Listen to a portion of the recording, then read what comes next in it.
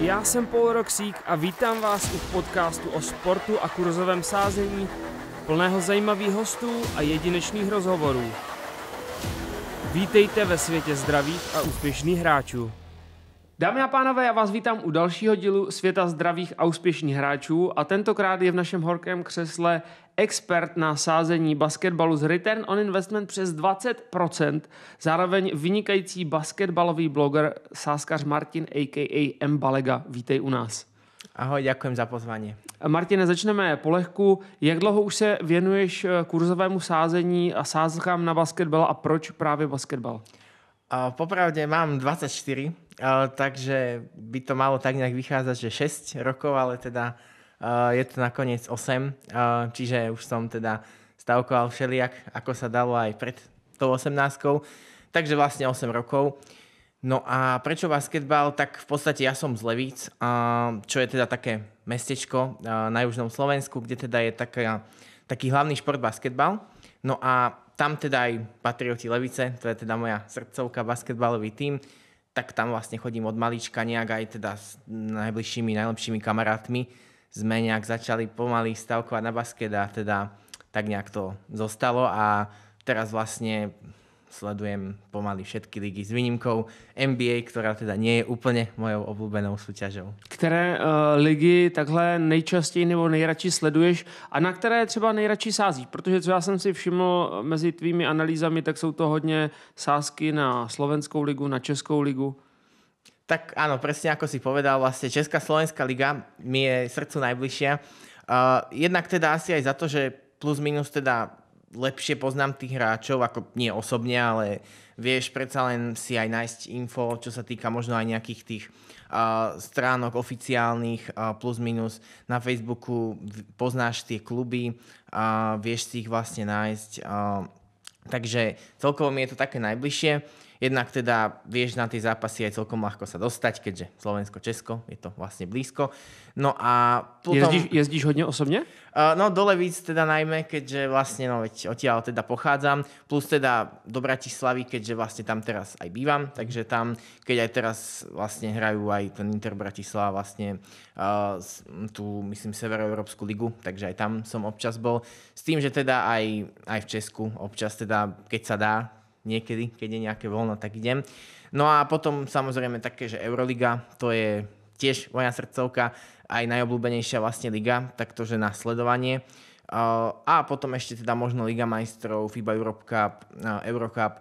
Čiže také tie európske súťaže, to sú tie medzinárodné. A potom Španielská liga, Nemecká liga, Talianska, ešte možno z časti a Turecka. To sú také topky.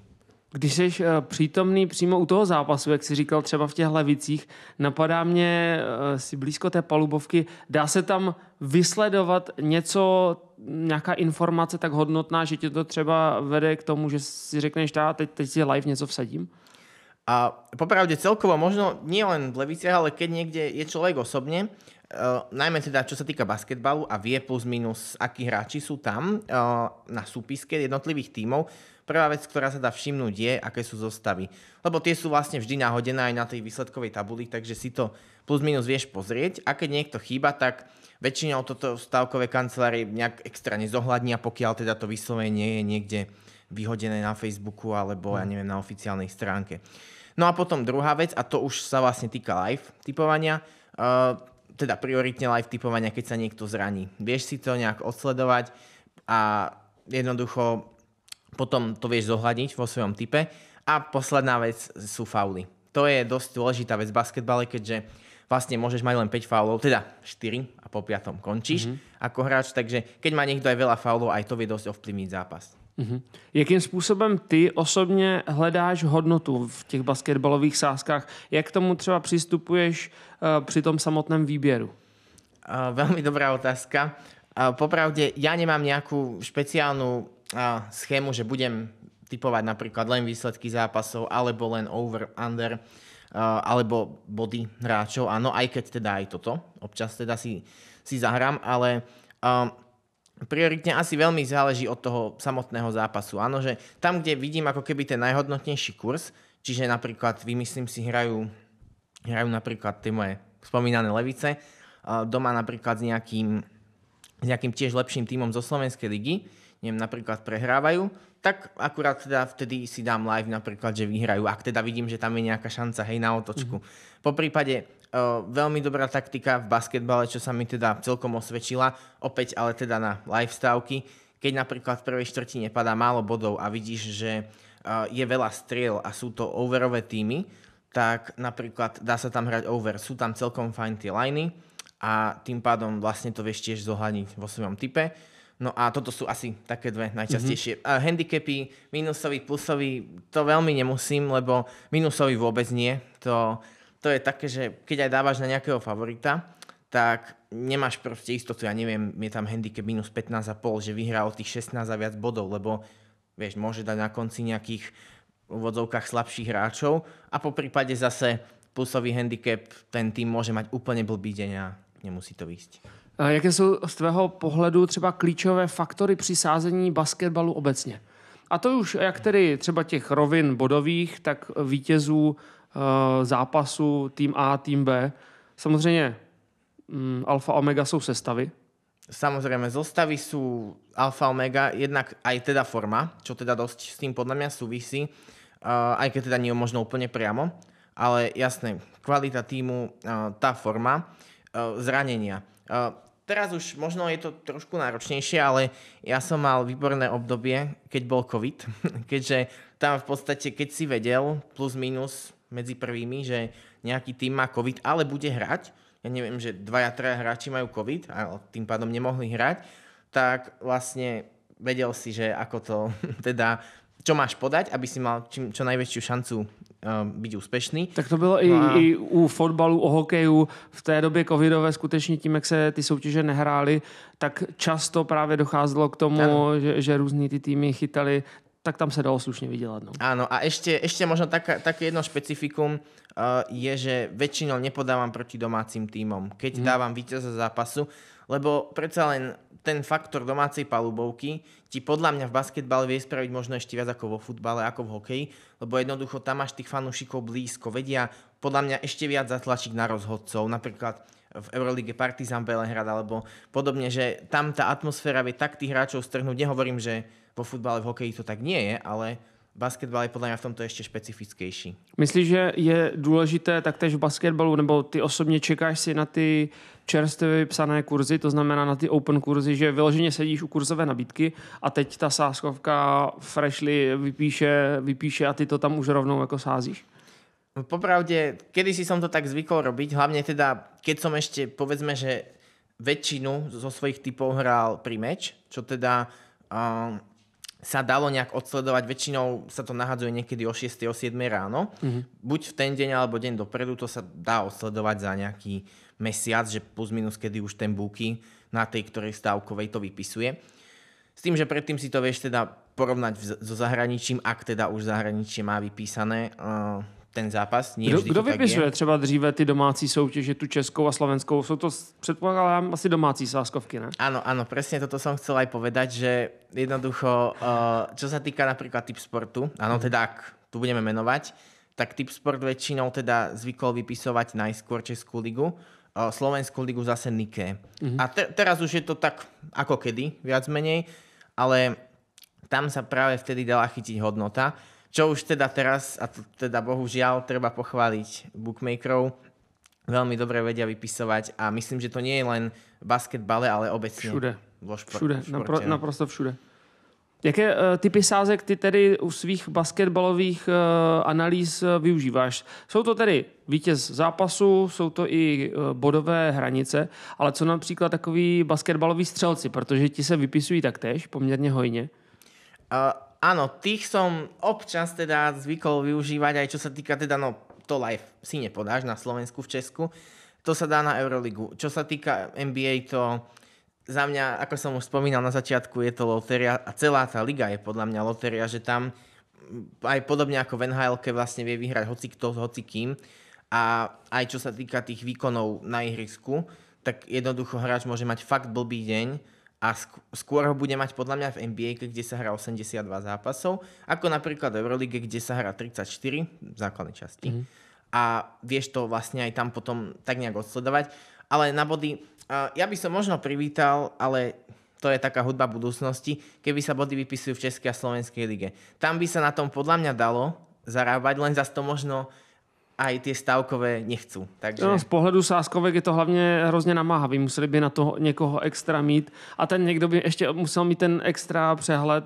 Případně by to musela vypisovat nějaká služba a tato dodávat ty kurzy, ale samozřejmě takovýhle menší markety by byly pro nás, nebo teda pro mě ne, ale pro tebe určitě poměrně snadno porazitelné. No, pojďme se přesunout dál. To sice, jaké využíváš zdroje při svých basketbalových analýzách. Co bys třeba doporučil využívat našim divákům? No, veľmi záleží od toho, aká je to liga. Samozrejme, či to je slovenská, česká, alebo teda či sú to tie európske. Ak by som začal slovenskou, českou ligou, tak v zásade aj ja občas teda píšem pre portál Svet basketu, tak tam teda myslím, že sú dosť dobré zdroje. Aj vlastne tam teda sa robí také preview, kde teda tiež kvázi sa tým vie aj bežný človek inšpirovať a dáva sa akože dosť skoro pred zápasmi. Čiže tam je celkom fajn info. Čo sa týka, samozrejme, ako som spomínal, tie oficiálne stránky tímov, Facebook, nejaké bližšie možno tí insidery v Česku, na Slovensku nie sú veľmi, nemáš to veľmi v podstate odkiaľ ani mať. No, například u NHL nebo u hokejových soutěží často ti insideri dávají třeba dopředu nějaké informace na Twitter, respektive teď už na síť X, tak jestli tohle třeba zohledňuješ taky, nebo díváš se? Áno, mám účet na sieti X, kde teda nikoho nesledujem, ale áno, presne to mám len kvôli tomuto a hlavne kvôli Eurolige. Euroliga, poprípade Španielská liga, možno tie medzinárodné súťaže typu Eurocup, Liga majstrov, tam sú istí insidery, ja tam možno sledujem ako tak nejak, že ich povedzme, že plus minus vnímam, že tam sú možno nejakí 15-20, s tým, že teda títo viem, že už plus minus majú nejaké relevantné info a dosť skoro ho tam dávajú. Čiže, ale opakujem, už sa aj teraz tá Euroliga dosť ťažko tipuje a niekedy aj tá info, že ti 1-2 hráči chýbajú, ti teoreticky nemusí pomôcť. Které sázkovky z tvého pohledu jsou nejlepší, co se týče kurzové nabídky na basketbal, ne tedy NBA, ale například té Euroligy, respektive soutěží, které ty osobně sázíš? Které sázkovky bys třeba ty osobně doporučil a proč? Klidně pojďme do hloubky. Môžeme, jasné. No, ja teraz možno budem trochu kritický, tak celkovo, ale... V pořádku, tady môžeš klidne i nadávat. To ako... Za mňa je najlepšia stavková stále Tip Sport, a myslím, že by far je najlepšia. Jednak teda, čo sa týka tých analýz, a aj čo sa týka hlavne tých blogov, teda čo ja tam, ako si teda aj spomínal, dosť teda využívam a snažím sa to tam písať. Jednak súvisí to aj s tým, že tá komunita je tam veľmi dobrá a potom vlastne celkovo aj ten systém tých stávok, aj to, že koľko príležitostí je vypísaných, že nie je tam napríklad len víťaz zápasu, je lepšia. Zároveň aj vlastne tá marža, ktorá teda vieme, že je na každej stávke, v každej stávkovej, mám pocit, že je na Tipsporte jedna z najnižších. Minimálne teda na basket. Možno v iných súťažiach je to inak. A hlavne teda na tie ligy Česká, Slovenská. Potom, keď sa pozrieme napríklad na Slovensku, na Nike, tak Nike je v zásade fajn stávková v tom, že niekedy tam vieš chytiť hodnotnejší kurz a o dosť hodnotnejší ako na Tipsporte, lebo keď napríklad niečo sa vypíše vo svete, tak Tipsport to dosť často a dosť rýchlo kvázi vyrovná ten kurz. Nike niekedy zaspí, možno aj na pol hodinu, hodinu a vieš si to odsledovať.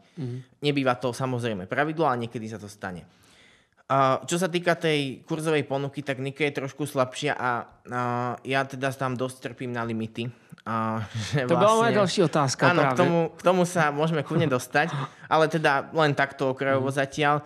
No a Fortunu vlastne už momentálne nevyužívam vôbec, lebo tam vlastne si viem podať za 1 euro. No a to vieme, že asi nikomu moc nepomôže. Ale Fortuna vlastne mi ako stavková vyhovovala. Len tak, no. A z tých zahraničných... Ještě já dodám, takové Betano funguje, předpokládám, i na Slovensku. Myslím, že nie. Nefunguje? Legálne sa tam dostať nevieš, takže ja ani Betano nemám účet. To znamená Betano pouze CZ? Áno, myslím, že len teda CZ a viem, že ešte cez nejaké VPN-ky sa vieš dostať aj vlastne na tie zahraničné stávkové. S S tým, že ale ja momentálne teda účet nemám na žiadnej zahraničnej stávkovej, ale teda možno do budúcna nad tým dosť uvažujem a viem, že teda zatiaľ najlepšia, tak to aj na basketbal je Pinnacle. Takže asi toľko. Jaké procento sázek u tebe třeba tvoří pre-match a jaké tvoří live? Respektive, ještě to přeformuluju, dá se, myslíš, i v tom livku hledat hodnota? Kedysi, povedzme, že keď som začínal a keď teda som nejak teda zbieral tie skúsenosti, mal som možno tých 18-19 rokov, tak väčšina stavok bola práve pre-match, za to, že už potom live som nejak do toho možno aj ja sám nechcel zasahovať, čo teda teraz, keď sa na to tak spätne pozerám, tak nerozumiem, prečo som to teda tak robil, ale je to nejaký vývoj, nejaká história. Vtedy to možno bolo 80-20, teraz by som povedal, že je to zase naopak, že 20-80, že 20% možno pre-match, 80% live. A presne na tú otázku, čo sa týka hodnoty. A live si vieš, vlastne na basketbale sa dosť hýbu kurzy, lebo je to dynamické, vlastne nie je to napríklad ako futbal alebo hokej, že tam vlastne musí padnúť gól a potom sa to nejak zmení alebo postupom času. Ale v basketbale vlastne padá aj celkom dosť bodov, takže vlastne ty to vieš kvázi si odsledovať, či už na víťaza zápasu, a hlavne potom na tie body, čo som spomínal, over-under. Hlavne teda ten over je teda môj taký obľúbenejší, lebo tam, ako som už spomínal, keď vlastne, ja neviem, nejaký tím, alebo obidva týmy, keď majú proste fakt, že zlú úspešnosť strelby, ale hrá sa rýchlo, ty jednoducho si vieš podať ten over a zase nepredpokladám, že prioritne teda v mužskom basketbale, že skončí zápas aj 50-50, takže asi tak. Popsal bys našim divákům proces tvorby tvé analýzy od A až do Z. To znamená od toho, kdy si vybereš ten zápas, od toho, kdy aplikuješ ty faktory a kdy to tam prostě pošleš, tak říkajíc za barák. Keď sa bavíme teda o analýzach, tak je to vlastne teda pre-match zápas. No a tam samozrejme, ako som spomínal, tak jednak, čo teda podľa mňa je dosť dôležité, je teda tá forma samotná tímov. Nebudem väčšinou teda dávať na tým, ktorý má fakt zlú formu. Jedine, že by to bol nejaký tým, ktorý sa len trápi, ale má kvalitu. Potom ďalej, teda, čo je podľa mňa veľmi dôležité, sú samotné tie info, či už napríklad priamo z tých stránok Slovenskej basketbalovej ligy českej, alebo napríklad, čo sa týka európskych súťaží. Takže to dosť teda si na to dávam pozor. No a potom, čo je samotné, možno taký úplne posledný faktor, keďže vlastne pre-match väčšinou dávam víťazov zápasu. Áno, to je také asi pre mňa najlepšie. Tak je aj práve ten faktor toho domáceho prostredia. Ako som už spomínal, nie som úplný fanúšik hrania hostí, čiže vlastne keď hrá nejaký tým vonku, lebo opäť teda ten domáci tým sa vie nejak strhnúť, aj možno keď má zlú formu, možno keď aj má slabší tým papierovo, tak vie jednoducho chytiť taký lauf, že tí hostia v podstate sú z toho hotoví. A to môžeme vidieť hlavne v Eurolige, kde napríklad, keď sa pozriem aj na Panathinaikos, čo teda v Lani vyhrali Euroligu, alebo aj napríklad na iné týmy, tak jednoducho vedia vonku dostať aj o 20 niekedy, lebo proste tí domáci sa vtedy chytia a namotivujú sa. Ty jsi nejvíce aktivní na Tipsportu, máš tam na svém kontě obrovskou spoustu blogů, co by expert, obrovskou spoustu analýz. Tak co je pro tebe největší přidaná hodnota na té platformě Tipsportu? Jak to ty vnímáš osobně? A jaký máš třeba feedback od lidí? Tak v podstate mňa na Tipsporte sleduje, neviem, nejakých 1200 ľudí plus minus, čiže určite nie je toľko ako teba, ale mne sa najviac páčia momentálne teda tie blogy, lebo mňa veľmi baví písať. Je to v podstate taká forma zábavky a teda keď to aj niekto číta, tak vlastne máš pridanú hodnotu. Občas teda, keď ti niekto niečo napíše, tak vlastne väčšinou teda je to pozitívna reakcia, tak vlastne to poteší človeka. Takže občas teda aj nejaké súkromné správy mi prídu. S tým teda, že občas je to, ja neviem, aj že nejaký tip, že či nemám, ja neviem, na zajtra, no tak to, ja takéto správy veľmi nemám rád, lebo to je také, vieš, že budeš ja vždycky píšu, že typ je, že všichni jednou umřem. Áno, alebo že zajtra, ja neviem, bude pondelok, keď nie je nedela, ale tieto blogy mám rád, analýzy sú tiež fajn, akurát podľa mňa, akože Tipsport to má dobre vymyslené, že tí najlepší analyzátori, kde teda ja ešte seba tam neradím, lebo tak veď v podstate až tak veľa tých analýz nepíšem, v porovnaní s tými teda najlepšími, tak oni vlastne vedia dozaj zhodiť ten kurz tým, že upozornia vlastne Tipsport, že aha, že tak tu je hodnota, ja neviem, 2 kurz a potom to padne na 1,50 a už vlastne z toho hodnotného kurzu na začiatku už ten hodnotný kurz vlastne moc nie je. No a tam ta sázkovka vydělává. Samozřejmě má to Tipsport dobře vymyšlené. Na stranu druhou tady tuhle možnost jako psát analýzy a být za to odměňovaný. Vlastně za analýzu maximálně můžeš dostat nějakých 10 euro a za blok nějakých 40 euro, pokud seš expert automaticky. Tak zase nutno pochválit Tipsport v tomto ohledu, že žádná takováhle sázkovka vlastně na světě podobnou jako platformu, podobnou možnost pro ty sázkaře nemá. A pokud člověk chce, tak může začít psát jak analýzy, tak i ty blogy. Samozřejmě nebude to ze dne na den, kdy se stane expertem, musí tam jako ukázat dlouhodobou kvalitu, ale každý má tu možnost. Áno, ja úplne s tým súhlasím a vlastne aj ten status experta som ja vlastne dostal, myslím, že len minulý rok, alebo nie, 2023, keďže už máme 25. Takže je to, áno, je sa tým celkom dlhá cesta, ale presne, vieš to mať ako fajn privídelek mesačný, minimálne teda tie blogy, vymyslím si, napíšeš 6-7 blogov a keď si to dáš krát tých 40 eur, tak to máš, myslím, že dosť fajn.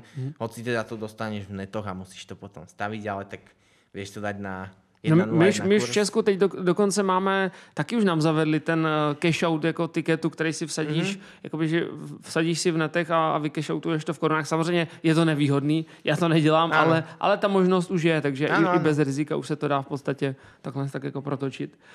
Co se týče sázení, zaměřuješ se i na jiné sporty, nebo seš ryze basketbalový fanoušek a sázkař? Ja to tak nejak vnímam celkovo stavkovanie, že ja to mám ako zábavu a nikdy som to nebral ako možno nejakú svoju prácu ani nič podobné.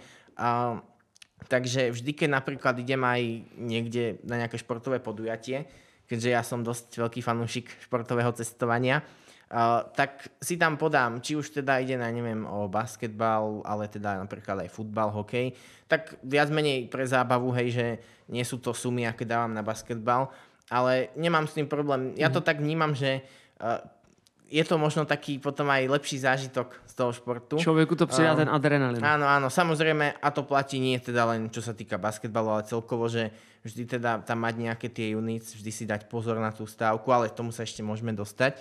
No a najčastejšie potom po basketbale futbal, možno teda občas hokej, ale to len veľmi občas, a taktiež tenis, ale tenis jednoducho ja až tak, keďže som ho aj hrával, nemám rád stávky na individuálne športy, lebo viem, ako veľa tam hrá psychika. A už jen ještě i další fyziologické procesy. Áno, presne tak, takže basket, futbal, keď tak. Pochlubil by se třeba největší výhrou, co se týče basketbalu, třeba největší kurz trefený? No, mám pár takýchto tiketov, keď som teda ich väčšinou teda hral ešte pri meč, to bolo nejak, myslím, že ešte pred covidom, keď vlastne sa mi tam podarilo trafiť, myslím, 4 zápasy, ktoré boli okolo, ja neviem, blízo 2 kurzu, takže tam som trafil nejaký 15 kurz plus minus a celkom akože fajn sumu, myslím, že to bolo vtedy za nejakých 100 eur. Vtedy som tomu nejak veľmi asi veril. Takže to bol taký fajn zápas s tým, že vlastne to bola, myslím, že Liga majstrov basketbalová, ktorá sa vtedy ešte dala výborne tipovať. Teraz už veľmi dobre to jednoducho vedia tie stavkové vypisovať, takže je to ťažšie, ale stále sa to dá. No a ešte kedysi, ale už mám moto, že na NBA-ku netipujem nikdy, tak sa dali hlavne v play-off chytiť, keď napríklad boli týmy, ktoré boli vyrovnané, že jeden z tých tímov napríklad prehrávalo 15-20 bodov, tak si pamätám, že občas sa mi tam podarilo dať zo srandy 5-6 kurz na toho, alebo aj viac, na ten druhý tým a vyšlo to občas. Čeče, a teď jak jsi o tom mluvil, tak mě hnedka napadlo, já si pamatuju v době covidové taktéž, tak tam zažila rozmach čínská liga basketbalová a Čeče v té čínské basketbalové lize byly kolikrát jako asi největší kurzové veletoče, které já jsem kdy v životě viděl. Tam to třeba začalo, já plácnu 1,3 versus 3,2, pak se to úplně protočilo a pak se to zase protočilo, takže se ty kurzy prohodily a pak se to před začátkem zápasu zase protočilo. A prostě úplně takovýhle šílenosti a nebo tam bylo třeba vypsáno a to tehdy kurz neměl, Tipsport to neměl ten kurz správně jako naškálovaný. Bylo tam třeba, že ten outsider, že vyhraje jako poločas a že vyhraje zápas, ale na toho outsidera bylo, tuším, kurzově na zápas, já nevím, třeba 8 nebo 10, něco takového, ale na to, že vyhraje poločas a vyhraje zápas, bylo třeba 150. Tam prostě ta závislost matematická, oni to tam měli podle mě špatně namodelovaný a vím, že tam se na tom jako taky dali tehdy udělat nějaké rakety, tak jestli si sledoval i čínskou basketbalovou ligu, nebo sleduješ? Sledoval som, áno, minulý čas. Vtedy vlastne, keď bol COVID, tak presne ako si spomenul, ja si pamätám, že myslím, že Nicaragua bola taká liga, ktorá vlastne sa vtedy hrala, kde dokonca vtedy Tipsport dal k tomu aj streamy, čo som teda bol z toho úplne, že wow, to bolo niečo ako ruský hokej 3x3 a ja neviem, tento garážový ping-pong a podobne. A potom tam bola tá čínska liga, kde teda, áno, hralo sa bez divákov, hralo sa vlastne na jednom mieste, myslím, alebo na nejakých 2 miestach, plus minus. A bolo to zaujímavé. Hrali tam vtedy presne, ako si spomínal, dali sa tam chytiť kurzy. Ja neviem, ja si pamätám, že som písal analýzu, kde bol nejakých 5-60 kurz a padlo to na 1,30 a ten tým vlastne vyhral potom. A tam sa dali dosť ťažko, ale dali sa tam aj zohnať info z čínskych stránok nejakých, keď si išiel cez VPN-ku, takže bolo to zaujímavé obdobie, ale teraz už čínsku ligu vôbec ani nesledujem. OK. My se pomalu, ale jistě blížíme k závěru a já se každého zkušeného sázkaře, mezi které ty patříš velice výraznou měrou, tak já se každého zkušeného sázkaře ptám, jestli by měl nějaké rady pro naše diváky, jak se v sázení zlepšit, tak v tvém případě, jak se zlepšit v sázení na basketbal, na to si dát pozor, čeho se vyvarovat. No, je to veľmi dobrá otázka, na ktorú občas ešte ja teda hľadám odpoveď, popravde, keďže stále sa človek učí celý život. Ale ja opakujem, že dávať si pozor hlavne podľa mňa, a ja mám tiež takú nejakú zásadu, na úplne že malé kurzy. Ja napríklad, keď aj, ak by si niekto pozrel, povedzme, že môj profil na Tipsporte, tak ja tam v analýzach mám vždy kurz okolo 2, plus minus. Lebo jednoducho ja nevidím hodnotu v kurzoch 1,30, 1,40, lebo to aj vlastne, keď ti to vyjde 2-krát a 3-krát ti to nevyjde, stále si v mínuse, hej, keď máš rovnaký vklad. Takže toto je podľa mňa taká prvá vec, že skôr dávať tie vyššie kurzy, jednak vždy ti nejaký favorit prehrá a potom vlastne ešte človek z toho je nešťastný. No a čo sa týka basketbalu celkovo, tak možno nenechať sa, povedzme, že vyprovokovať tiež live pádom kurzu. Že jednoducho nejaký tým, povedzme, že chytí nejakú šnúru.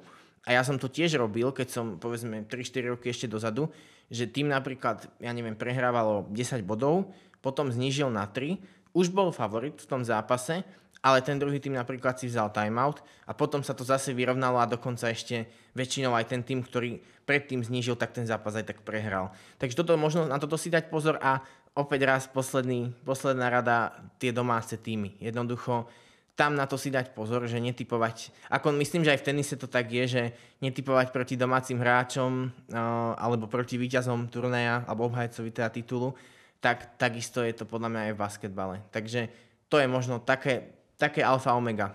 A zmiňoval si ešte i, myslím, bankroll management? Áno, samozrejme, to je dosť teda dôležitá vec. Ja som sa tiež dosť dlho učil, ako si ho spraviť a hlavne nedávať nejaké tie typy od nervov, lebo jednoducho človek prehrá 100 eur, potom, ja neviem, hneď to chce vyhrať späť, tak tam dá 200 a prehrá aj to. Tak toto mi dosť dlho trvalo sa to nejak naučiť, sa tomu vyvarovať, ale to je podľa mňa alfa, omega a základ celého typovania, nedávať typy od nervov a podľa mňa aj teda možno vždy len staviť to, čo si môžeš dovoliť prehrať. Lebo keď aj niekedy čítam tie komentáre na Tipsporte, druhá vec, či sú naozaj pravdivé, či nie, že keď tam nejakí nešťastní ľudia píšu, ja neviem, že nebudú mať na nájom a podobne, tak... Já jsem tam teďka před Vánocema četl, že děti nebudou mít dárky a teď tam děkoval tomu jako tenistovi a tak ja si vždycky říkám, ty vole, to si jako poděkuj sám sobě. Ale... Áno, ja som aj včera videl také niečo, alebo predvčerom, že niekto písal do komentára, že neviem, tuším, že to bol tenis, že mal ten tenista napísať na Instagram, že ide prehrať zápas, aby každý vedel, no tak pozerám, no na toto si dať pozor. OK. A my už se blížíme úplně ke konci a jestli si viděl některou z uplynulých epizod, tak znáš asi, že si tady hraju se svými hosty buď a nebo. Jdeme na to? Tak jo. Tipsport nebo Fortuna? Tipsport. Michael Jordan nebo LeBron James? LeBron James. Basket 3v3 nebo 5v5? 5v5 all day long. Euroliga nebo NBA? Tiež all day long Euroliga. Pivo nebo víno? Pivo. Přátelé, tohle byl M. Balega. Martine, tobě díky moc za všechny vyčerpávající informace. Informace o Martinovi a veškeré jeho sázkařské profily, případně stránky se statistikami dáme do popisku. Díky moc, že jste nás sledovali a já se budu těšit opět někdy na viděnou u dalšího dílu Světa zdravých a úspěšných hráčů. Mějte se fajn. Ďakujem pekne.